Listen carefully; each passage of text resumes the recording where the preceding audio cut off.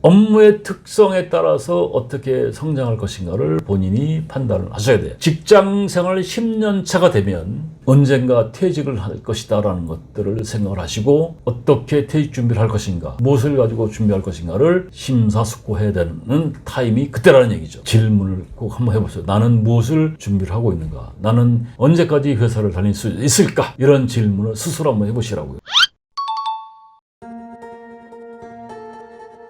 그래서 세 번째, 현재의 직무 특성을 생각해 볼 필요가 있습니다. 그래서 제너럴리스트로 성장할 것인가, 스페셜리스트로 성장할 것인가. 회사의 인사 업무라는 것은 인적자원 관리 업무가 있고 인적자원 개발 업무가 있습니다. 그러니까 인사 관리 업무가 있고 교육 업무가 있어요. 인사 관리 업무, 이건 이제 HRM이라고 하는데, 인적자원관리 업무는 업무의 특성상 그쪽으로 성장하는 사람은 임원으로 성장할 가능성이 높습니다. 근데 HRD 업무, 인적자원 개발 업무, 교육훈련 업무는 상대적으로 임원으로 승진하기가 어렵습니다.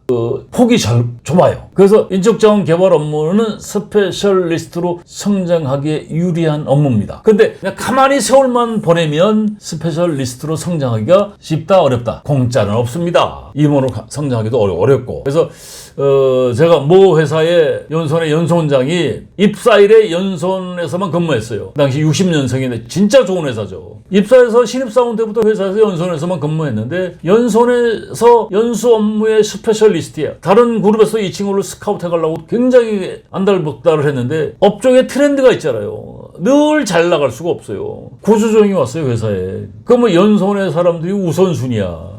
이 사람이 그 당시 이사대구였어요. 제너럴리스트로 성장을 했는데 임원은 못 되고 아웃이 됐어요. 갈 데가 있어 없어. 불확실성 시대, 다양성 시대에 특히 이런 업무의 일자리는 사라지거든요. 근데 같이 근무했던 이 원장은 61년생이고 그 밑에 김 부장하고 박 부장이, 김 부장은 1살 우이고 박 부장은 이제 1살 미치고, 저 사람도 저한테 이제 강의를 불러줬는데 이 사람들은 저한테 그 얘기를 듣고 이제 스페셜리스트로 성장하기 위한 노력을 한 거예요. 무슨 얘기냐면 일반 산업 강사로 크겠다는 생각을 가졌던 거예요. 그래가지고 이제 강의 준비를 많이 했죠. 그래서 회사가 이제 구조조정을 하면서 이 세 사람이 길거리에 내몰렸는데 그 연수원장은 상당 기간 놀았어요. 그래가지고 이제 상담사 그 자격증을 획득해가지고 상담하는 걸 재취업을 했는데 그때 3천만 원인가를 받고 1억 몇천 받던 사람이 몇 년 놀다가 그 3천 몇백을 받으니까 너무너무 큰 돈이더라. 근데 나이를 떠나서 그 밑에 있던 사람들은 이 연수원장보다 몇 배를 벌고 있었으니까 업무의 특성에 따라서 어떻게 성장할 것인가를 본인이 판단을 하셔야 돼요. 직장 생활 10년 차가 되면 언젠가 퇴직을 할 것이다 라는 것들을 생각을 하시고 어떻게 퇴직 준비를 할 것인가, 무엇을 가지고 준비할 것인가를 심사숙고해야 되는 타임이 그때라는 얘기죠. 질문을 꼭 한번 해보세요. 나는 무엇을 준비를 하고 있는가? 나는 언제까지 회사를 다닐 수 있을까? 이런 질문을 스스로 한번 해보시라고요.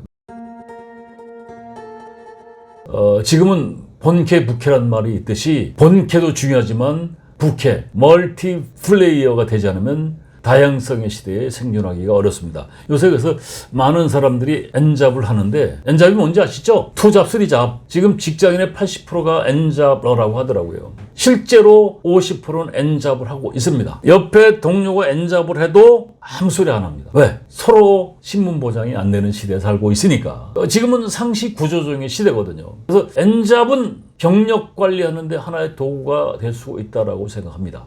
직업 탐색하는데 굉장히 좋은 직업이라고 할 수가 있는데, 여러분들 흔히 전공이라는 것을 학교 다닐 때 전공을 전공이라고 생각하는데, 여러분 그거는 생각을 버리세요. 학교 다닐 때 그 전공이라는 것도 알면서 그 전공을 만들겠다고 그 학교 들어간 사람들 거의 없어요. 점수 따라 갔던 거고, 그리고 그 전공 가지고 직장을 잡는 경우도 별로 없어요. 그 직장에 들어가도 그 전공 가지고, 학교 다닐 때 전공 가지고 같은 업무를 하는 경우도 그렇게 많지가 않아요. 그래서 이 전공은 저는 정의를 어떻게 내리냐면 할 수 있는 것이라고 저는 정의를 내립니다. 근데 그 전공이라는 할 수 있는 것이 변화의 바람이 불면서 그 전공 회사의 업무를 대체할 수 있는 툴들이 들어와요. 옛날부터 쭉 공장 자동화, BPR, 비즈니스 프로세스 리엔지니어링이라는 게 있었고, 다운사이징, 업사이징, 뭐 별게 다 있었어요. 요새 제일 만만한 게 그 AI, 그런 것들이 들어오게 되면 사람이 하던 업무를 대체할 수 있는 툴들이 엄청나게 빨리 들어온다는 거죠. 그러면 내가 할 수 있는 업무가 사라지게 되면 결국 어떻게 해요? 정리 대상자가 될 수밖에 없는 거지. 할 수 있는 걸 지금 전공 본캐에 부캐, 부전공을 만들어 놓을 필요가 있다는 거죠. 여러 개를. 그래서 그걸 어디서 그 부캐를 만들어낼 수 있냐면 다양한 주변 지식이 있어야 그 부전공을 만들어낼 수가 있습니다. 그런 사람이 T자형 인간이라고 할 수가 있어요. 그래서 여러분들 아까 제가 그런 말씀 드렸는데 식견을 넓히기 위한 끊임없는 공부를 하시라는 얘기죠. 21세기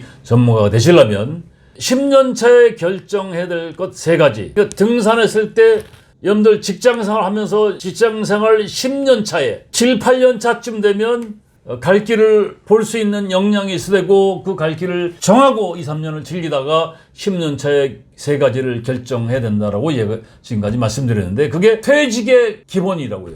불시 퇴직이 아니고 퇴직을 준비할 수 있는 거를 여러분이 준비를 하시라고요. 그리고 2번째, 그 정상에서 즐기기만 하는 사람들 10년 차를 지나 15년을 동안 즐기기만 하다가 봉급쟁이, 월급쟁이, 회사 인간으로서 즐기기만 하다가 보면 나중에 고수의 하수요. 본인만 모른다는 거죠. 하수라는 것을.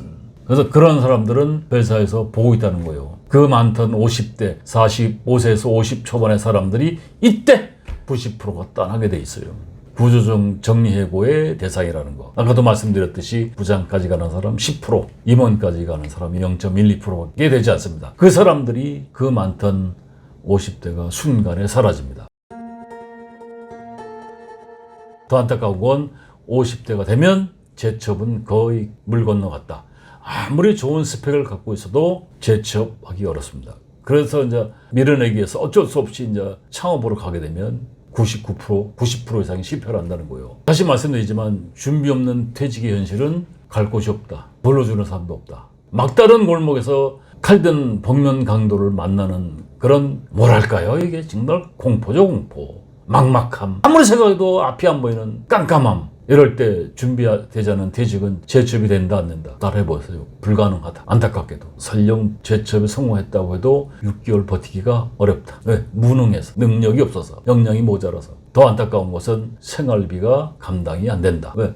다니던 회사의 급여의 복지 혜택이 60% 이하라는 거. 그것도 재첩에 1차 재첩에 성공했을 때는 60% 수준이지만 거기서 또 6개월 못 버티다가 아웃되고 흘러다니다가 어렵게 다시 재첩을 했다가 하면 그땐 또 어때요? 페이가 더 떨어집니다. 그래서 어쩔 수 없이 생활비 때문에 울며 겨자 먹기로 창업에 내몰리게 됩니다. 그래서 지금은 직장인들이 퇴사하면서 창업하는 사람은 거의 없습니다. 왜? 선배들이 나가서 실패한 것을 학습 효과에서 보고 있거든. 창업하면 망한다는 거 알아요. 귀농이나 귀호도 마찬가지입니다. 귀농이나 귀호는 성공할 확률이 1%가 안 돼요. 그 제가 만든 말이 아니고 이 전문가들이 하는 소리요. 창업 실패는 90% 이상. 그 창업 실패는 결국 뭐를 만들어내? 뭐를 남겨? 빚더미를 안게 돼 있어요. 빚더미를 안게 되면 가정이 평화로울 수가 있어요, 없어요? 가정 불화야. 싸움을 하고 별거를 하고 이혼을 하고 결국 가정 파괴돼. 그 가정 파괴되면 나홀로족, 쪽방촌에 원룸에 고시원에 노숙에 건강악화. 제가 이거 실제로 본 사례가 많아요. 여러분들 제 말씀 끝나고 나서 유튜브에서 한번 쳐보세요. 서울역 노숙자 한번 쳐보세요.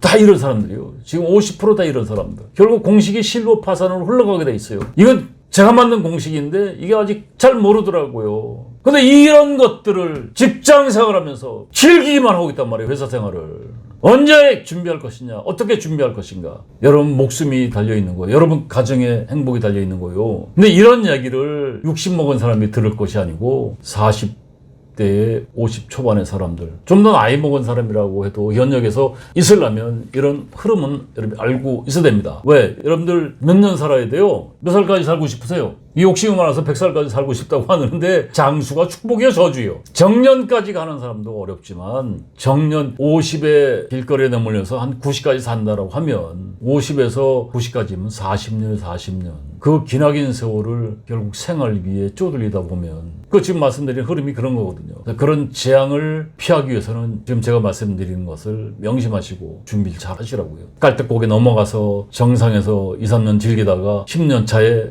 내 갈 길을 정하시라는 것이죠. 3가지를 잘 정리하시고 끊임없는 공부를 하십시오. 그리고 중요한 것은 놀고 먹기는 너무 시간이 길다. 그래서 결론적으로 말씀드리면 경력 관리를 철저히 해라. 그러니까 경력 관리라는 건 뭐라 그랬죠? 팔거리라고 얘기했습니다. CDP를 잘 하시고, 경력은 여러분 이제 일거리거든요. 그걸 여러 개를 만들어내면 미래가 설레일 수가 있죠. 그리고 그런 경력을 만들어내려면 회사에서 다양한 직무를 경험해 볼 필요가 있습니다. 근데 회사의 인사가 전환 배치를 잘 안 해주거든요. 그러니까 전환 배치 TFT를 활용하려면 결국 사내 인맥 관리를 잘 하셔야 돼. 그러니까 네트워크 관리를 잘 하셔야 되고, 그리고 역경이라는 게, 역경 아시죠? 역경이라는 말을 뒤집으면 경력이 돼요. 고난이 많으면 고난이도가 된다. 고기술자가 된다는 거죠. 많이 잘려본 사람이 내성이 생겨서 미래에 큰 걱정이 없습니다. 그리고 실행력이 있어야 된다. 실행력이라는 것은, 실력이라는 건 뭐냐면 실행력, 할 수 있는 역량이 있는 사람이 진짜 고수라는 거예요. 그러니까 스펙이 중요한 것이 아니고 실행력, 실력, 내공이 있어야 된다. 자, 또 다음 시간에 그러면 어디서 준비할 것인가를 말씀드리도록 하겠습니다. 고맙습니다.